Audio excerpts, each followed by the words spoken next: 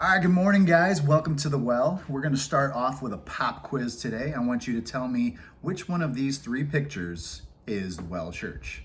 Here's picture number one. Here's picture number two.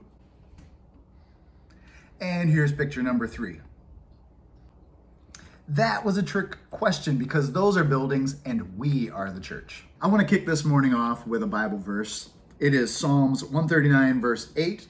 If I go up to the heaven, you are there. If I go down to the grave, you are there.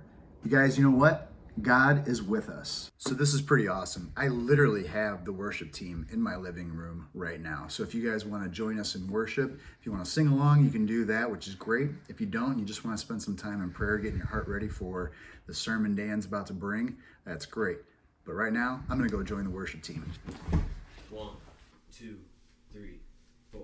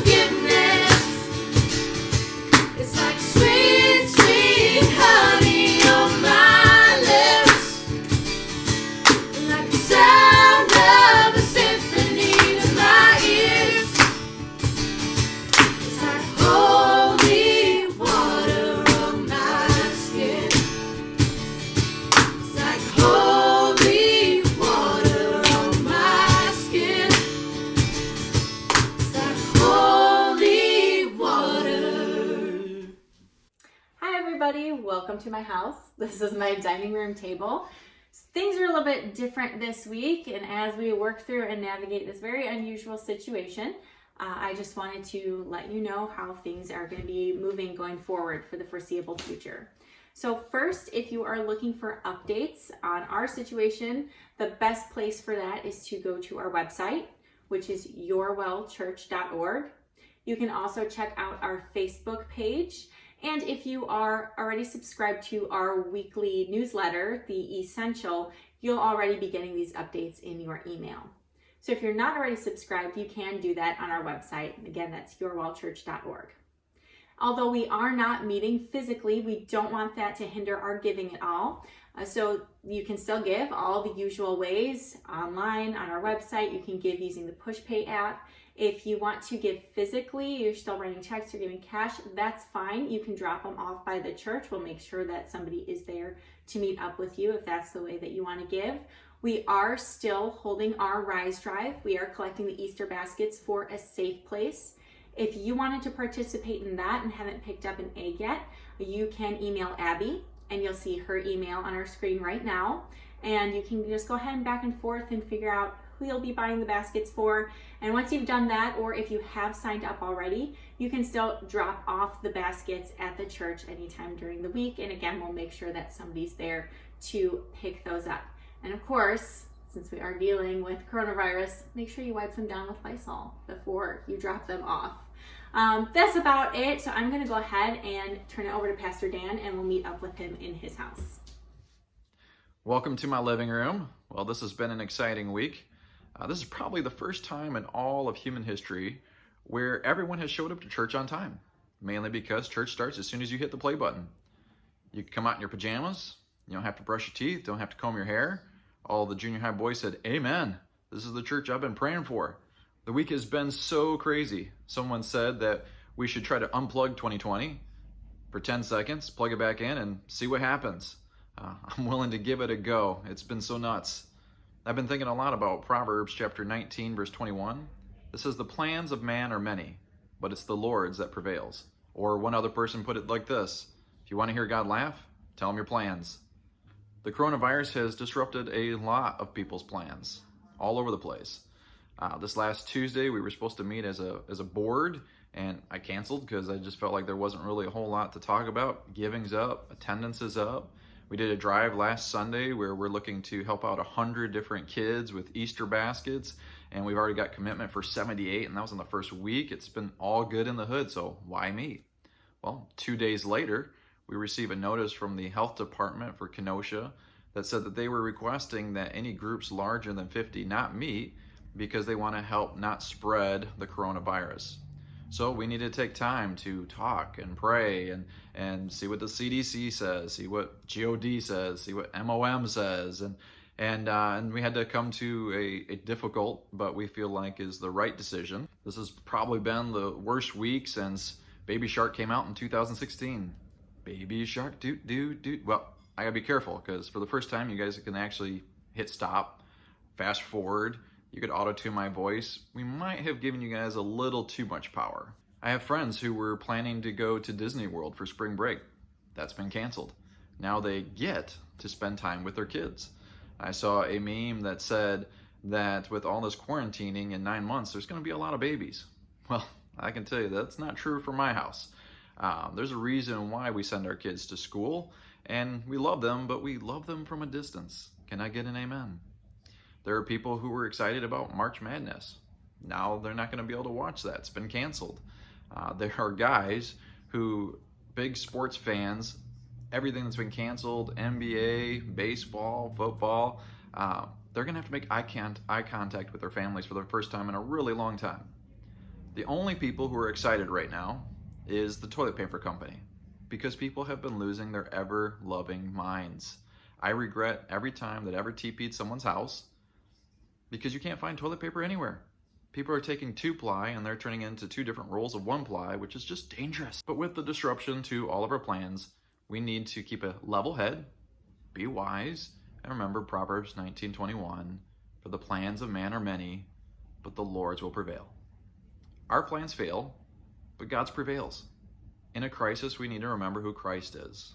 God's not surprised by any of this. He's sovereign, he's still on the throne, and we don't need to freak out. We need to remember 2 Timothy chapter 1, verse 7. I have not given you a spirit of fear, but of power, love, and a sound mind.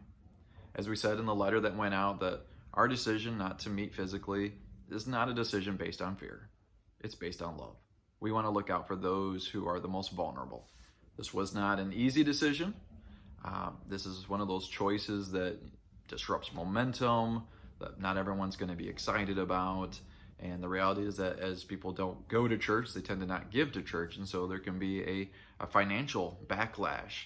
But I believe that it's important that we always make our decisions based on health and not wealth. We're looking out for ministry and not money.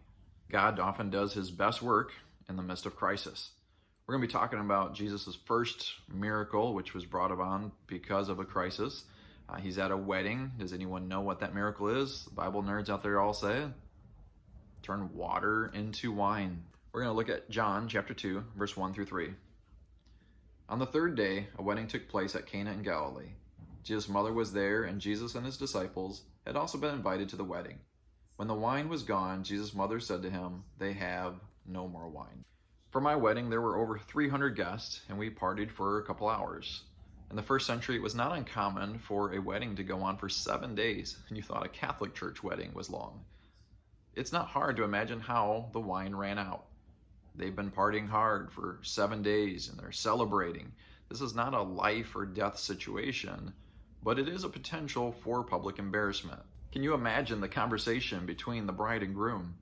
The bride saying to him, "You had one responsibility. You had one thing to take care of. I took care of the flowers. I took care of the wedding dresses. I took care of the seating arrangement. I'm looking fabulous. All you had to do was take care of the wine. And you blew it. We ran out." The poor guy, he just getting married, he's already looking at having to stay on the couch. Fortunately, Jesus steps in and he saves the day. I like how Mark Batterson put it, where he says the greatness of God isn't because of there's nothing too big for God to do. It's that there's nothing too small for God to do. He cares about the things that we care about. Jesus cares about this wedding, about this public embarrassment. Jesus takes 6 water jugs used for purifying one's hands for religious purposes, and he turns it into 757 bottles of wine. Take that, Napa Valley. This isn't the kind of wine that you buy at the gas station in a brown paper bag. We're talking top shelf quality wine. This is one of the few times where inviting a preacher to a party actually makes things more exciting. So what's the significance of this miracle?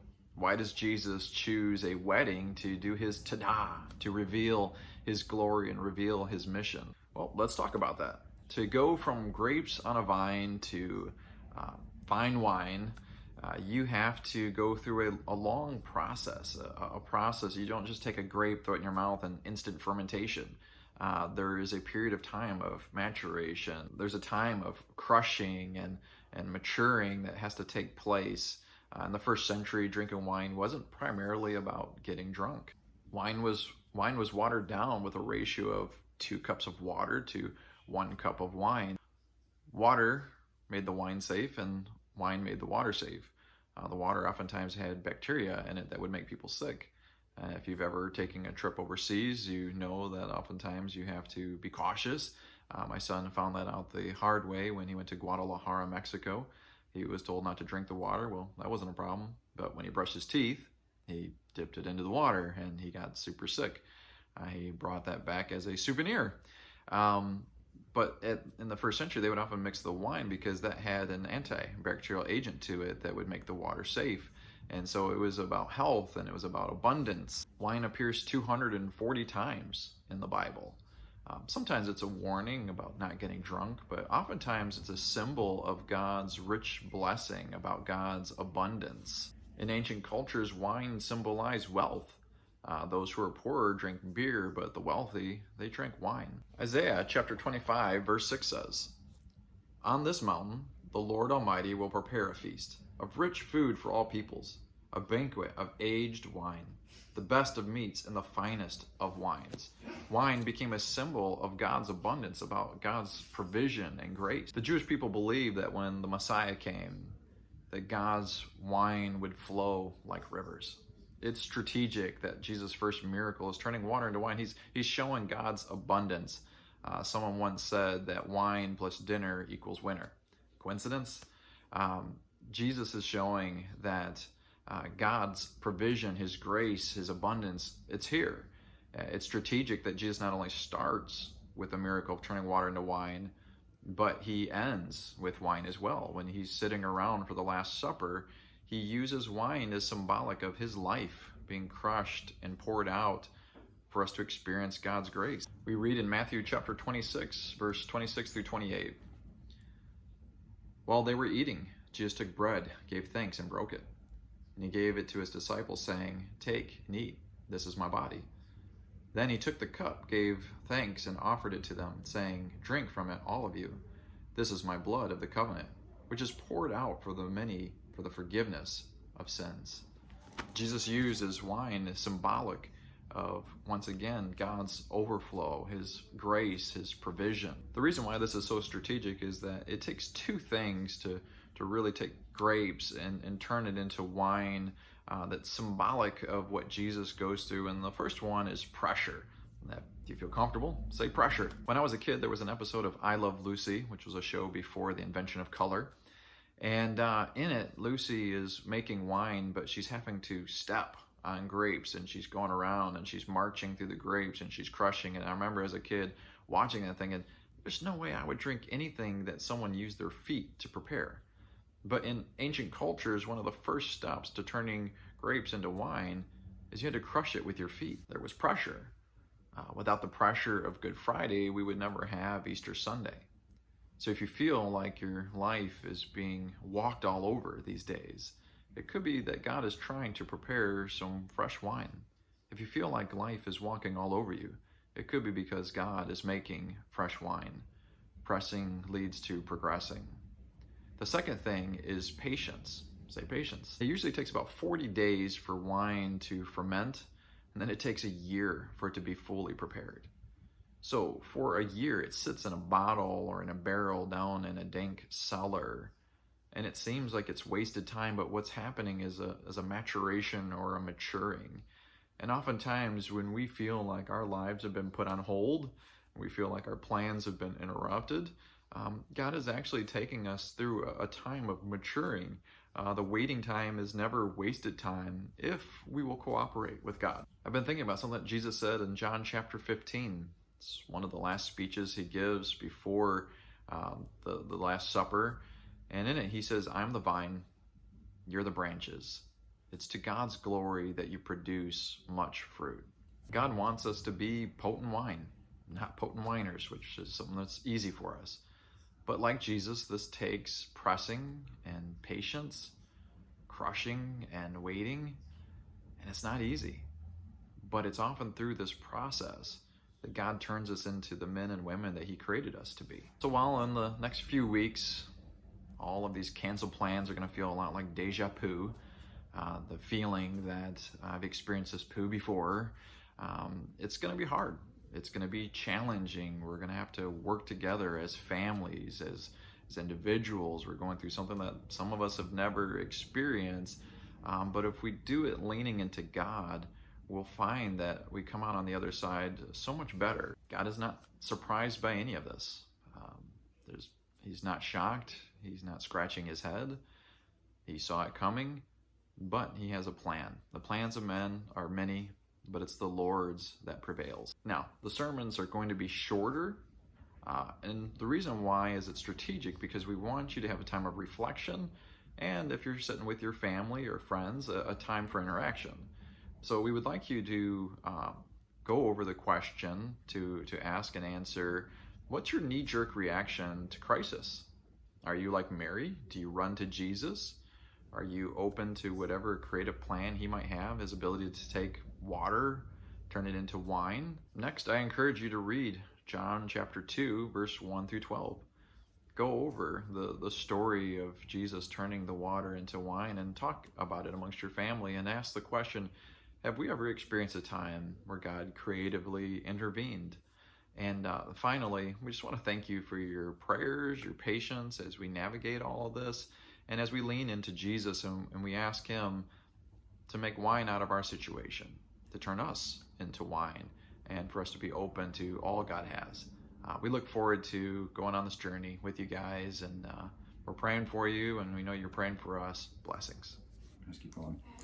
Well, guys, that was a lot of fun. Thanks for coming over and having church with us. And don't forget, no matter what, we are all about Project 365. We are all about adding to God's kingdom daily. That is what we do as a church. Now, don't forget to go out there and be VIPs. You can volunteer. You can take a look around your neighborhood, check on the elderly, make sure everybody's doing okay. Maybe share some toilet paper, because that seems to be like a big deal. No joke. We can continue to invest. Tamara gave you some great ways that you could give financially to the church. As always, that's so appreciated. Thank you guys so much for your investment in the kingdom that way. And last but not least, promote. This is pretty cool because you guys can just share this link with your friends and family. Maybe there's some people you've been wanting to invite to church, but it hasn't been the right time, so to speak. Well, now is a great time. You can just send a link on over to them and they can check out the well from the comfort of their own home. All right, guys, have a great week. We'll see you soon.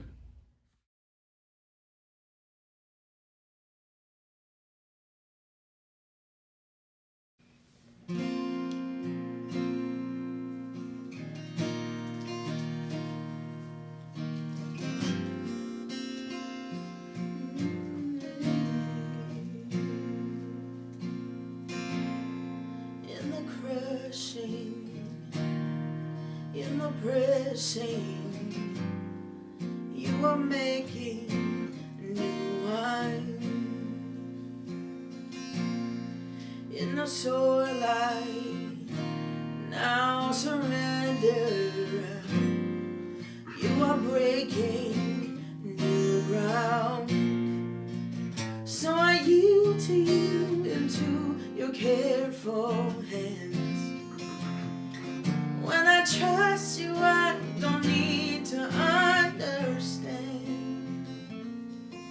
So make me a vessel, make me an offering, make me whatever you want me to be. God, I came here with nothing, but all you have given me. Jesus, bring wine out of me. In the crushing, in the pressing, you are making new wine. In the soil I now surrender, you are breaking new ground.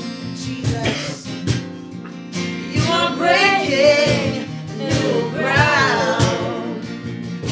So make me a vessel, make me an offering, make me whatever you want me to be. God, I came here with nothing, but all you have given me. So Jesus, bring new wine out of me. Yes, God. So Jesus, bring new wine out of me. 'Cause where there is new wine, there is new power, there is new freedom, and the kingdom is here. I lay down my old place to carry on new fire today. Oh, 'cause where there is new wine, there is new power, there is new freedom, and the kingdom is here.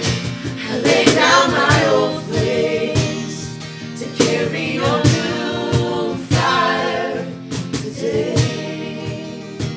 Jesus. So make me your vessel, make me an offering, make me whatever you want me to be. God, I came here with nothing, but all